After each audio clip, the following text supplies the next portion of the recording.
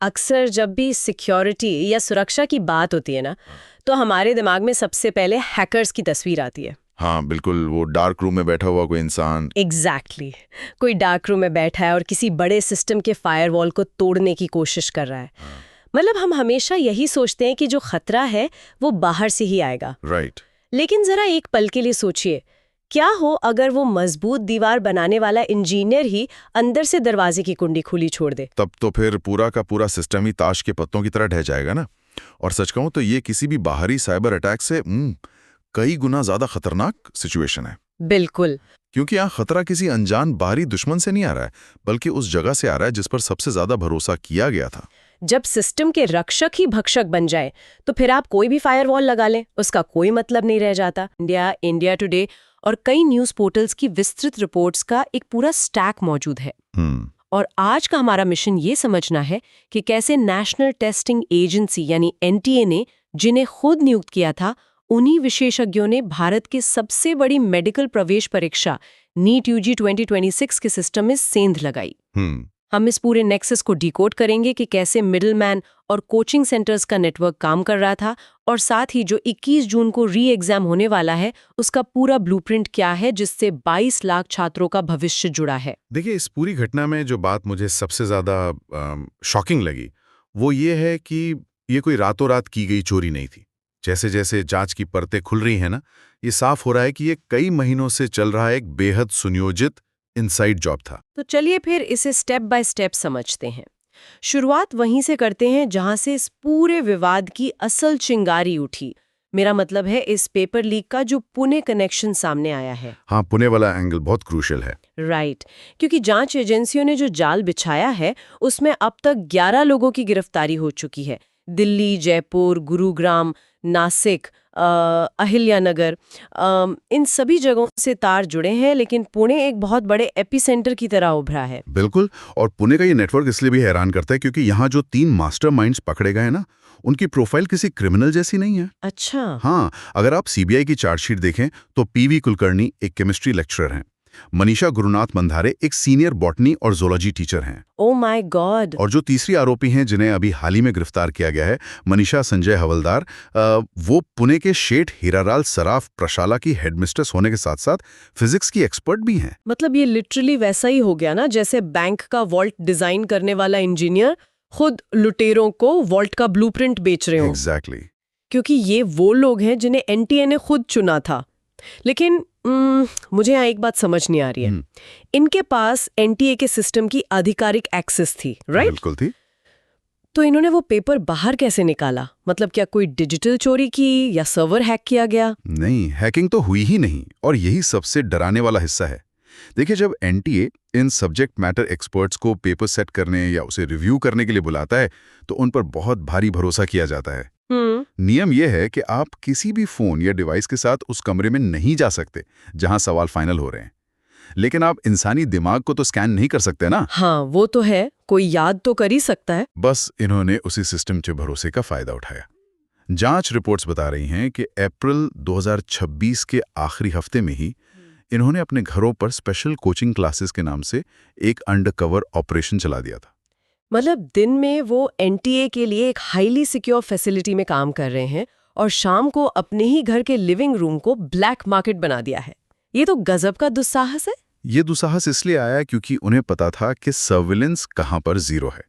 मनीषा मंधारे के घर पे बाकायदा छात्रों को बुलाया जाता था। अच्छा, घर पर ही? हाँ, और लाखों रुपए लेकर उन्हें सवालों के सही जवाब रटाए गए।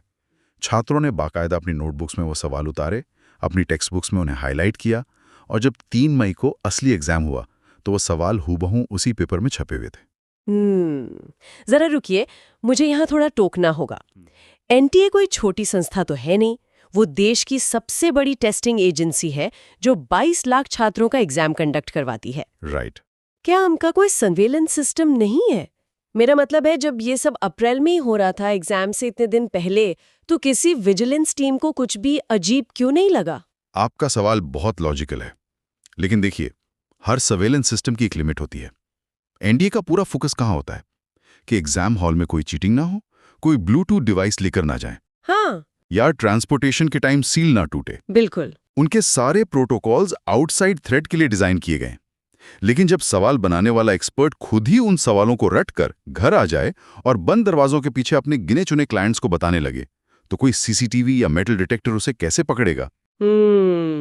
ये तो एक एनालॉग सिस्टम का सबसे बड़ा ब्लाइंड स्पॉट हो गया, जहां सब कुछ बस ट्रस्ट पर चल रहा था। एग्जैक्टली। तो मतलब रक्षकों ने ही दीवार में सुराख कर दिया। लेकिन अब एक बात बताइए, एक फिजिक्स एक्सपर्ट सीधे सड़क पर खड़े होकर तो पेपर बेचेगा नहीं ना। वो इतने हाई प्रोफाइल सवाल किसी अनजान छात्र या लातूर के किसी टीनेजर तक कैसे पहुंचा रहे थे? यहीं से तो ये एक इनसाइड जॉब से बढ़कर एक पूरे सिंडिकेट का रूप ले लेता है। पेपर होना एक बात है, लेकिन उसके लिए सही और सेफ खरीदार ढूंढना दूसरी बात। राइट, और यही मिडिलमैन की एंट्री होती होगी। बिल्कुल। सीबीआई जांच में मनीषा वाघमारे और कंसल्टेंसी चलाने वाले धनंजय जैसे बिचौलियों के नाम सामने आए हैं। इन लोगों का काम था डिमांड खोजना और सप्लाई चेन को चलाना। और डिमांड खोजने का मतलब है ऐसे माता पिता को ढूंढना जो लाखों रुपए कैश देने को तैयार हों, वो भी बिना किसी लिखित गारंटी के। हाँ, और ये बिचौलिए बहुत शातिर होते हैं। ये सीधे तौर पर पेपर बेचने की बात नहीं करते, बल्कि डार्क वेब और टेलीग्राम के प्राइवेट ग्रुप्स का सहारा लेते हैं। अच्छा, टेलीग्राम पर? हाँ, वहाँ वीआईपी मॉक टेस्ट या 100% सिलेक्शन गारंटी के नाम पर सौदे होते हैं। फिर जैसे लातूर, नांदेड़, परभनी और छत्रपति संभाजीनगर है ना, जो महाराष्ट्र के बहुत बड़े कोचिंग हब हैं। हाँ, बहुत फेमस है। वहाँ के कई कोचिंग क्लास ऑपरेटर्स इस चेन का हिस्सा बन गए। वो अपने सबसे अमीर क्लाइंट्स को इन बिचौलियों तक पहुंचाते थे। लातूर वाले एंगल में जो एक डिटेल मुझे सबसे ज्यादा शॉकिंग लगी ना, वो ये है कि सीबीआई वहां के 3 डॉक्टरों से पूछताछ कर रही है। जी। मतलब ये वो लोग हैं जो खुद मेडिकल फील्ड में हैं, अपनी प्रैक्टिस कर रहे हैं, और रिपोर्ट्स के मुताबिक ये डॉक्टर्स अपने बच्चों के लिए अपनी वो मेडिकल लेगेसी आगे बढ़ाने का इतना भारी दबाव महसूस कर रहे थे कि वो इस अंडरग्राउंड नेटवर्क से जुड़ गए। ये सिंडिकेट की पूरी इकोनॉमी को समझने का एक बहुत अहम पहलू है। जब कोई मिडिलमैन देखता है कि किसी बड़े डॉक्टर का बच्चा तैयारी कर रहा है, तो उन्हें पता होता है कि यहाँ पेइंग कैपेसिटी की कोई प्रॉब्लम नहीं है। हाँ, वो सीधा अप्रोच करते हैं। बिल्कुल। जो लोग खुद एक अच्छी पोजीशन पर हैं, वो अक्सर अपने बच्चे को उसी कुर्सी पर बिठाने के लिए किसी भी हद तक जाने को तैयार हो जाते हैं, और इसी से इस ब्लैक मार्केट का रेट तय होता है। अगर वो एक पेपर के 50 लाख भी मांगेंगे तो कोई ना कोई दे ही देगा। बाप रे, मतलब ये कोई छिटपुट घटना नहीं थी, बल्कि एक ऑर्गेनाइज्ड कॉर्पोरेट स्ट्रक्चर की तरह काम कर रहा था, जहां हर लेयर का अपना फिक्स कमीशन था। एकदम सही कहा आपने। लेकिन जब ये 100% सिलेक्शन गारंटी वाला पैकेज 3 मई को एग्जाम वाले दिन सबके सामने खुला, तो असली भूचाल आ गया। आना ही था। मतलब 22 लाख छात्रों ने सालों मेहनत की, और अचानक पता चलता है कि कुछ लोगों ने शॉर्टकट ले लिया है। यहीं से हम इस मामले के उस हिस्से में आते हैं जहां छात्रों का गुस्सा सिस्टम पर फूट पड़ा। गुस्सा फूटना तो बहुत स्वाभाविक था ना। जब आप दिन रात एक करके पढ़ाई करते हैं और फिर ऐसी खबरें आती हैं, तो सिस्टम से भरोसा उठ ही जाता है। छात्र संगठनों ने जो दावे किए वो डराने वाले थे। कैसे बैठेगा? देश भर में विरोध प्रदर्शन शुरू हो गए। एसएफआई, एनएसयूआई और एवीवीपी जैसे अलग अलग विचारधाराओं वाले संगठन सड़कों पर आ गए। अगर हम इन मांगों को देखें तो एनएसयूआई ने सीधे शिक्षा मंत्री के इस्तीफे की मांग कर दी, और वहीं एवीवीपी का फोकस इस बात पर था कि तकनीकी सुरक्षा बढ़ाई जाए और सीबीआई जांच हो। जी, दोनों तरफ से दबाव बहुत ज्यादा था। और इसी दबाव में शिक्षा मंत्रालय को कड़े कदम उठाने पड़े। 12 मई को सीबीआई ने केस दर्ज किया, और फिर सरकार की मंजूरी से एनटीए ने वो फैसला लिया जिसने सबको हैरान कर दिया। परीक्षा पूरी तरह रद्द कर दी गई। ये भारत के इतिहास में इतने बड़े स्केल की परीक्षा का रद्द होना कोई मामूली बात नहीं है। बहुत बड़ा फैसला था। यहाँ मैं थोड़ा डेविल्स एडवोकेट बनकर एक सवाल पूछना चाहूंगी, जो शायद बहुत से सुनने वालों के दिमाग में भी आ रहा होगा। पूछिए। देखिए, 22 लाख छात्र हैं। अगर गड़बड़ी पुणे या लातूर के कुछ सेंटर्स पर हुई, या मान लीजिए उन मिडिलमैन के जरिए कुछ हजार छात्रों ने पेपर खरीद भी लिया, तो उन चंद लोगों की वजह से पूरे 22 लाख छात्रों को दोबारा उस भयंकर मानसिक तनाव में क्यों धकेला गया? क्या ये मुमकिन नहीं था कि सिर्फ दोषियों को अलग कर देते और बाकियों का रिजल्ट घोषित कर देते? ये सवाल ऊपर से देखने में बहुत लॉजिकल लगता है। हर कोई यही चाहता है कि बेगुनाहों को सजा ना मिले। लेकिन हमें समझना होगा कि डिजिटल युग में पेपर लीक काम कैसे करता है। मतलब ये कोई चुराई गई फिजिकल आंसर शीट नहीं है जिसे आप किसी के बैग में ढूंढ लेंगे। ये एक डिजिटल वायरस की तरह है। एक बार किसी बिचौलिए ने पेपर की फोटो खींचकर व्हाट्सएप या टेलीग्राम पर डाल दी, तो वो पलक झपकते ही मल्टीप्लाई हो जाता है। मतलब आप ये कह रहे हैं कि हम ट्रेस ही नहीं कर सकते कि वो मैसेज किस किस फोन तक पहुंचा? बिल्कुल ट्रेस नहीं कर सकते। एंड टू एंड इंक्रिप्शन के ज़माने में ये पता लगाना इम्पॉसिबल है कि रात के 2 बजे वो पेपर कश्मीर के किसी छात्र के फ़ोन में था या कन्याकुमारी के।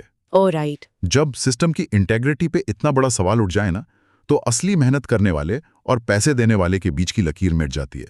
अगर कुछ हजार बच्चों के पास भी पेपर पहुंच गया तो पूरी मेरिट लिस्ट बिगड़ जाएगी। सरकार के पास इसे रद्द करने के अलावा कोई विकल्प ही नहीं था। ये बात सही है।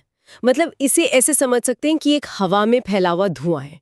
एक बार फैल गया तो आप उसे वापस डिब्बे में बंद नहीं कर सकते। एग्जैक्टली। तो अब उस पुरानी हवा को साफ करके नई शुरुआत की जा रही है। जिन लाखों छात्रों ने तैयारी की थी उनके सामने अब री एग्जाम की चुनौती है। तो अब ग्राउंड लेवल पर क्या रोड मैप है? एनटीए ने नई तारीखों का ऐलान कर दिया है। री एग्जाम अब 21 जून 2026 यानी रविवार को होगा। और इस बार टाइमिंग में भी बदलाव हुआ है ना? पहले परीक्षा 3 घंटे की होती थी, लेकिन अब दोपहर 2 बजे से शाम 5:15 बजे तक चलेगी। जी। तो मेरा सवाल ये है कि ये 15 मिनट का एक्स्ट्रा टाइम किस लिए है? क्या सवालों की संख्या बढ़ रही है? नहीं, पेपर का पैटर्न और सिलेबस बिल्कुल सेम रहेगा। ये 15 मिनट छात्रों को सवालों के लिए नहीं, बल्कि नई सुरक्षा व्यवस्थाओं के लिए दिए जा रहे हैं। अच्छा। किस तरह की सुरक्षा? एनटीए अब कोई रिस्क नहीं लेना चाहता, इसलिए सेंटर्स पर बहुत कड़े बायोमेट्रिक वेरिफिकेशन और सघन फ्रिस्किंग यानी तलाशी होगी, फिंगरप्रिंट स्कैनिंग से लेकर आइरिस स्कैनिंग तक। अच्छा। इसमें जो टाइम जाएगा उसकी भरपाई के लिए एक्स्ट्रा 15 मिनट जोड़े हैं। 1 मिनट, यहाँ एक बहुत बड़ा लॉजिकल गैप लग रहा है मुझे। क्या? हमने अभी डिस्कस किया कि असली लीक तो इनसाइडर ने किया था, वो भी अप्रैल में। आप सेंटर पर कितनी भी कड़ी फ्रिस्किंग कर लें, उससे उस फिजिक्स एक्सपर्ट को कैसे रोकेंगे जो घर बैठे पेपर बेच रहा है? फ्रिस्किंग तो सेंटर के अंदर होती है ना। यह आपने बहुत ही सटीक पॉइंट पकड़ा है। सच कहूं तो सेंटर की फ्रिस्किंग या बायोमेट्रिक्स इनसाइडर लीक को बिल्कुल नहीं रोकते। वही तो। वो सिर्फ इम्पर्सनेशन को रोकते हैं। मतलब कोई मुन्ना भाई किसी असली कैंडिडेट की जगह एग्जाम न दे दे, सिर्फ ये गारंटी बायोमेट्रिक्स से मिलती है। राइट। एग्जाम से हफ्तों पहले घर से पेपर लीक होने की समस्या का समाधान सरकार ने 2026 में नहीं बल्कि 2027 से लागू करने का सोचा है। आप शिक्षा मंत्री धर्मेंद्र प्रधान के उस बयान की बात कर रहे हैं जहां उन्होंने नीट को कंप्यूटर बेस्ड टेस्ट यानी सीबीटी मोड में शिफ्ट करने का इशारा किया था। बिल्कुल। लेकिन सीबीटी मोड से लीक कैसे रोकेगा? कंप्यूटर सिस्टम भी तो हैक होते ही है ना? हैक होते हैं, लेकिन सीबीटी का आर्किटेक्चर फिजिकल एग्जाम से बहुत अलग है। इसमें कोई फिजिकल पेपर प्रिंट होकर हफ्तों पहले वेयरहाउस में नहीं रखा जाता। पेपर डिजिटल कोड में होता है और सेंटर के सर्वर पर कुछ देर पहले ही पहुंचता है, वो भी लॉक्ड फाइल के रूप में। तो फिर वो अनलॉक कब होता है? कोई सेंटर इंचार्ज उसे नहीं खोल सकता? बिल्कुल नहीं, किसी के पास पासवर्ड नहीं होता। ठीक 2 बजे दिल्ली हेडक्वार्टर्स से एक मास्टर की ब्रॉडकास्ट होती है जो सीधा छात्र की स्क्रीन पे पेपर फ्लैश करती है।